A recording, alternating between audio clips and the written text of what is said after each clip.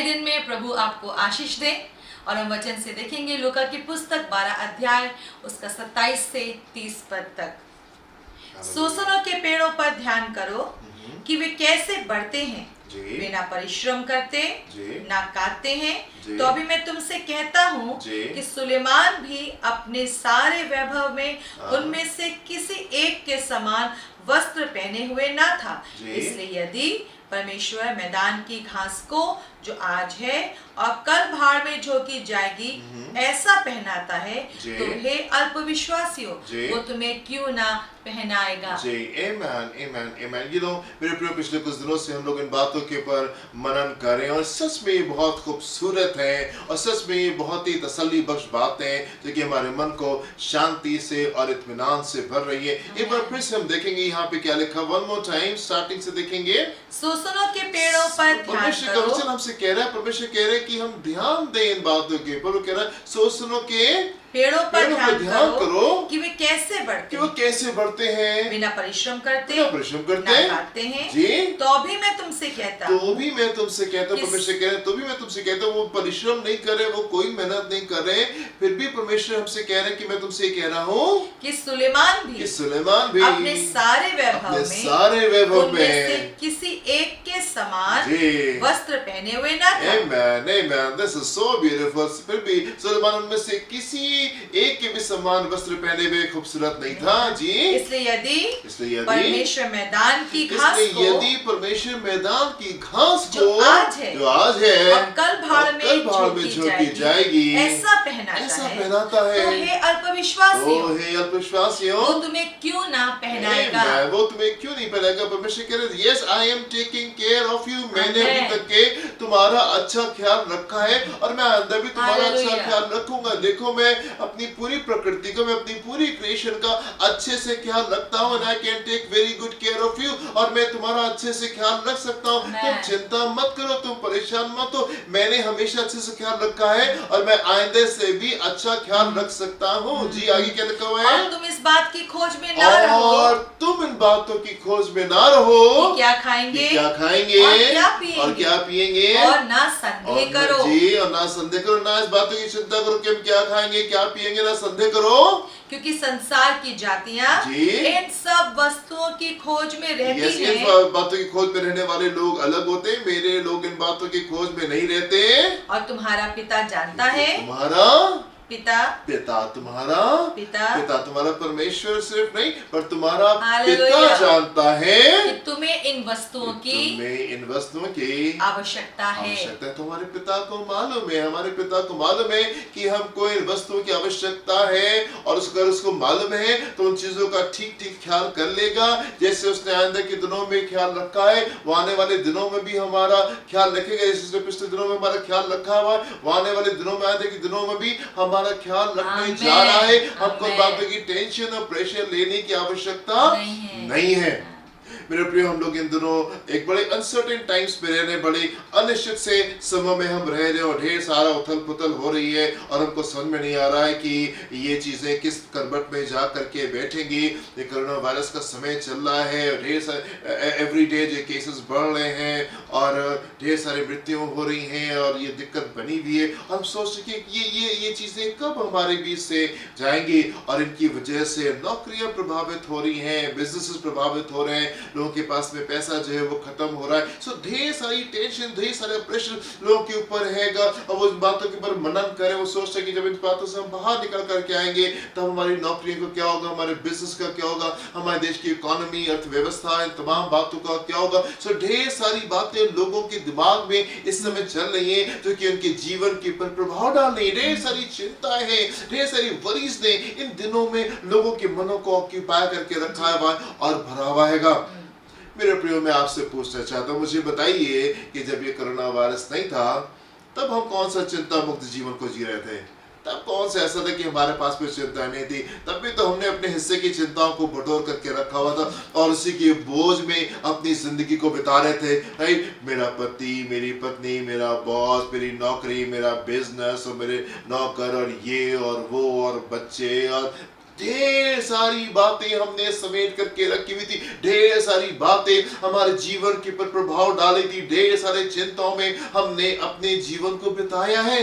ऐसा तो नहीं है, ओके फाइन, अभी अनसर्टेन टाइम्स चल रहे हैं, अभी दिक्कतें चल रही और हम बहुत परेशान होंगे, पर मेरे प्रियो चिंता तो हमने हमेशा की है, टेंशन तो हमने हमेशा लिए हैं, प्रेशर्स तो हमने हमेशा लिए हैं ना। मैं एक चीज आपसे पूछना चाहता हूँ, मुझे बताइए मेरे प्रियो, आपके जीवन में सत्य क्या हुआ?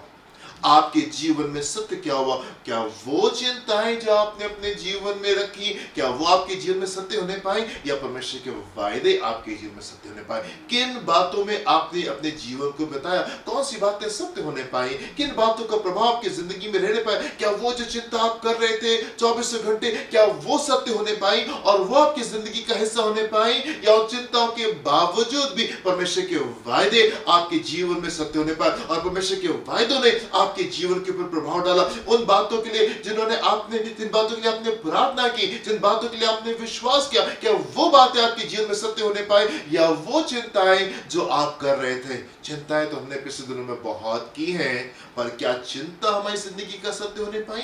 क्या वो चीजें हमारी जिंदगी में सामने निकल के आने पाई, या परमेश्वर की गवाही से हमारा जीवन भरा हुआ है? ढेर सारी चिंताएं थी, ढेर सारे प्रेशर्स थे, ढेर सारी ऐसी चीजें दिख रही थी जो कि हमको डरा रही थी, ढेर सारी ऐसी बातें थी जिनमें से हमको रास्ता नहीं दिखाई दे रहा था, पर मेरे प्रिय परमेश्वर ने हस्तक्षेप करके खूबसूरत काम को करके हमारे जीवन को गवाहियों से भरा है। हम जब पीछे मुड़ करके देखते हैं तो हम अपने पीछे के जीवन में क्या देखते हैं? हम अपने जीवन को परमेश्वर की ढेर सारे अद्भुत कार्यों से भरा हुआ देखते हैं, ढेर सारी गवाहियों से अपने जीवन को भरा हुआ देखते हैं। हम अपने जीवन को उन चिंताओं के नतीजों से नहीं देखते, अपने जीवन को उन चिंताओं के नतीजों से भरा हुआ नहीं देखते, पर हम परमेश्वर के अनुग्रह से, परमेश्वर के सामर्थ्य से, परमेश्वर की अद्भुत युक्ति से, उसके पराक्रम से, उसके अद्भुत कार्य से अपने जीवन को भरा हुआ देखते हैं। किन बातों ने आपके जीवन को सस्टेन किया? What has sustained you thus far? किन बातों ने आपको सस्टेन किया? किन बातों में आप जीवित रहे मेरे प्रियो? क्या वो चिंताएं थी, या वो परमेश्वर का वचन था,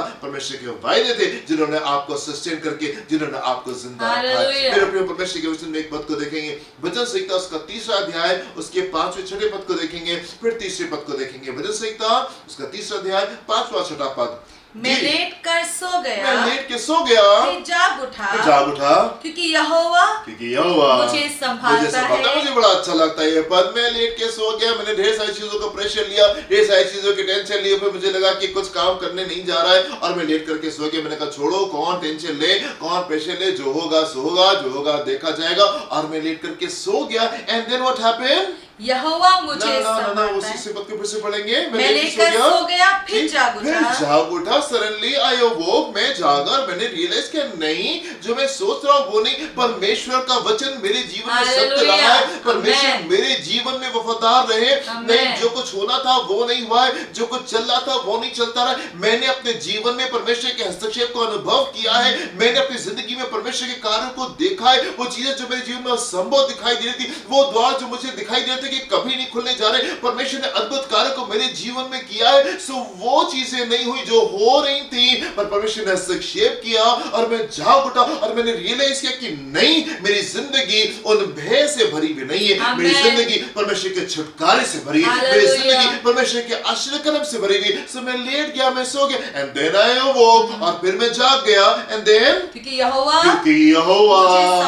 मुझे संभालता है, क्योंकि यहोवा मुझे संभालता है। मैं जाग गया, आई रियलाइज कि नहीं, परमेश्वर ने मुझे संभाला। मैं पीछे मुड़ के देखा और मैंने क्या देखा? मैंने देखा कि इतने साल परमेश्वर मुझे संभालता है, इतने साल परमेश्वर मुझे संभालता है। वो डर नहीं थे जो मेरी जिंदगी में सत्य होने पाए, वो घबराहट नहीं थी जो मेरी जिंदगी में सत्य होने पाए, वो टेंशन, वो प्रेशर्स नहीं थी जो मेरी जिंदगी में सत्य होने पाए। परमेश्वर के वचन, परमेश्वर के वायदे मेरी जिंदगी में सत्य हुए और उन्होंने मुझे सस्टेन किया और उन्होंने मुझे जीवित रखा है। हालेलुया। इस आगे क्या लिखा हुआ है?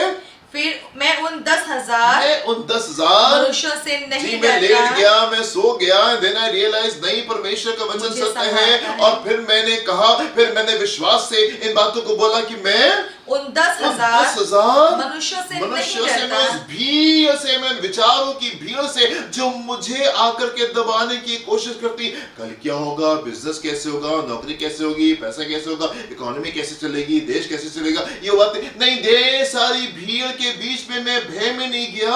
यस, क्योंकि सॉरी एक मिनट, जो मेरे विरुद्ध पांति बांधे खड़े जी, हैं। जो मेरे खिलाफ पांति बांधे खड़े हैं। मैं फिर से पढ़ देती हूँ। मैं जी। उन 10,000 मनुष्यों से नहीं मैं डरता 10,000 मनुष्य से नहीं डरता। जो मेरे विरुद्ध जी, मैं उस विचारों की भीड़ से मैं नहीं डरता जो मेरे विरुद्ध चारों ओर चारों ओर से पांति बांधे खड़े हैं।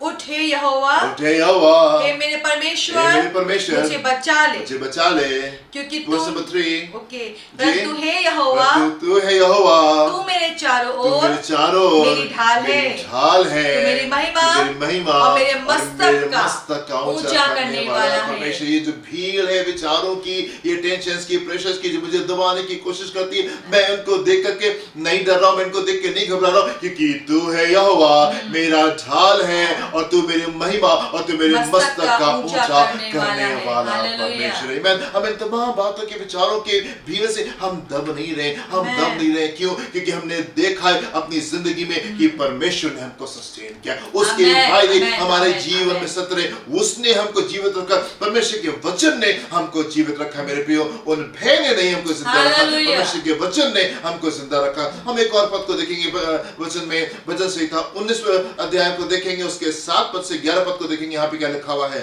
यहोवा की व्यवस्था खरी है, यहोवा की व्यवस्था खरी है, वो प्राण को बहाल कर देती है। यहोवा के नियम विश्वास योग्य है, साधारण लोगों को बुद्धिमान बना देते हैं। यहोवा के उपदेश सिद्ध है, हृदय को आनंदित कर देते हैं। यहोवा की आज्ञा निर्मल है।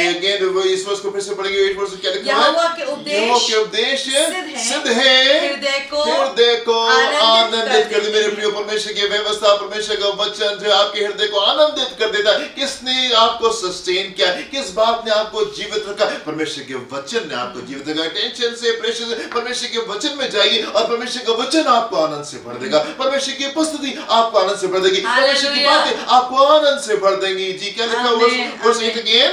यहोवा के उपदेश सिद्ध है, हृदय को आनंदित कर देते हैं। यहोवा की आज्ञा निर्मल है, आंखों में ज्योति ले आती है। यहोवा का भय पवित्र है, अनंत काल तक स्थिर रहता है। यहोवा के नियम सत्य और पूरी रीति से धर्म में वे तो सोने से और कुंदन से भी बढ़कर मनोहर है, वे मधु से और टपकने वाले छत्ते से भी बढ़कर मधुर है।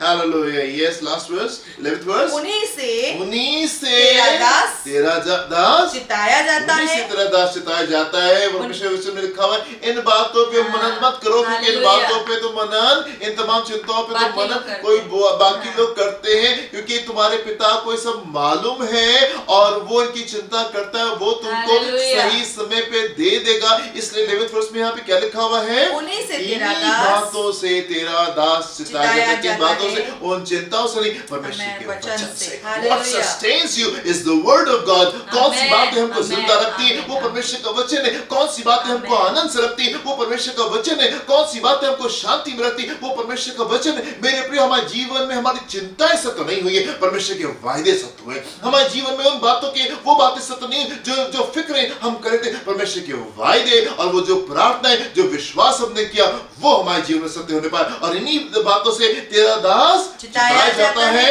उनके पालन करने से बड़ा ही प्रतिफल मिलता है।